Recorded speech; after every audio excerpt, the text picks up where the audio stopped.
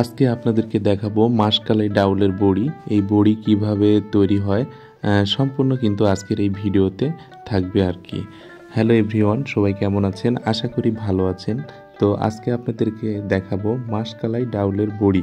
আমরা যে তরকারি খাই বা মাছের বা ঝোলের এই তরকারিতে যে বড়ি ব্যবহার করা হয়, যে তরকারি স্বাদ বাড়ায়, সেই মাসকালাই ডালের যে বড়ি তৈরি হয় আজকে আপনাদেরকে দেখানোর চেষ্টা করব।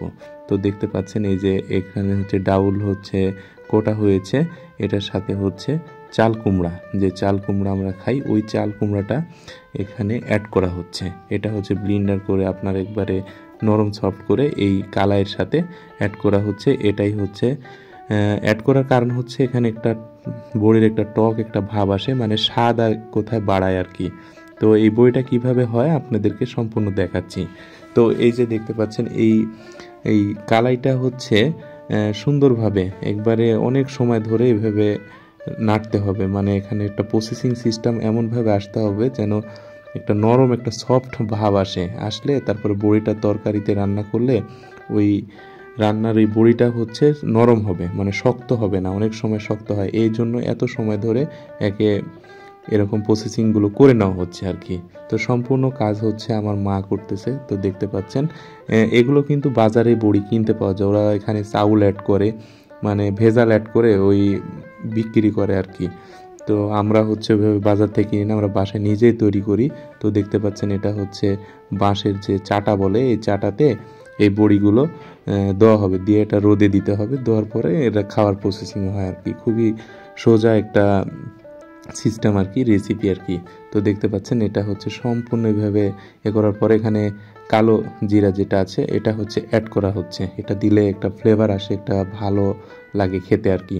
তো এটা এখন মিক্স করা হবে এর সাথে করার পরে এটা মিক্স করে এটা হচ্ছে বড়ি, ওই যে বাঁশের যে চাটা আছে এটাতে আমরা মানে একটা একটা করে দিয়েই বড়িগুলো তৈরি করতে হবে। সম্পূর্ণ কাজগুলো কিন্তু আমার মা নিজে করতেছে, আর আমি ভিডিও করতেছিলাম।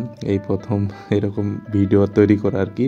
সচরাচর আমি ভিডিও করি না, ভাবলাম সকালে ঘুম থেকে উঠেই মা এগুলো করতেছিল, তো আমি হচ্ছে বললাম যে আমি ভিডিও করি। তো দেখতে পাচ্ছেন এটা এখন সিস্টেম হয়ে গেল, এই যে এইভাবে দিবে প্রতিটা এইভাবে টোপা টোপা করে সুন্দরভাবে বড়ি সিস্টেম করে দিয়ে দিবে। এটাই হচ্ছে মাসকালাইয়ের বড়ি নামে পরিচিত আর কি। এটা এটা কোন কোন তরকারিতে ব্যবহার হয়?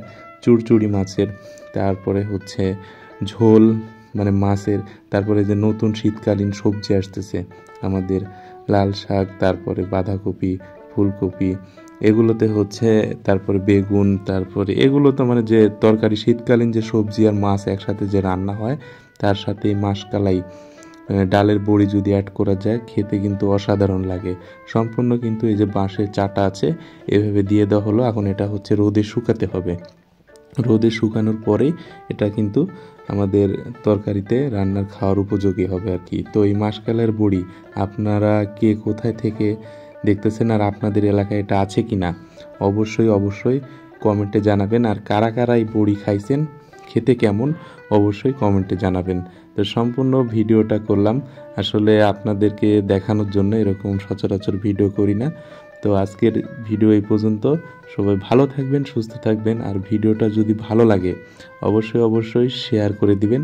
আর কে কে এই মাসকালাই বড়ি খেয়েছেন অবশ্যই অবশ্যই কমেন্টে জানাবেন। তো আজকের ভিডিও এই পর্যন্তই।